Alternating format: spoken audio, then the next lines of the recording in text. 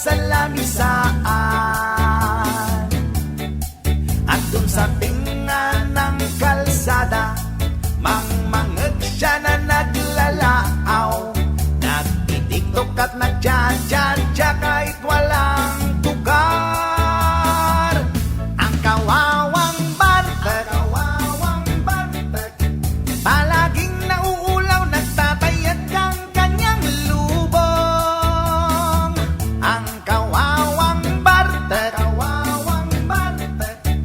dahil sa sobrang bartak, di mapigilan ng pagsasarwa.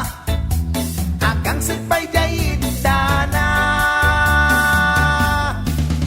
Si Uncle ang kawawang bartek, sa tugaw ay di makatakder.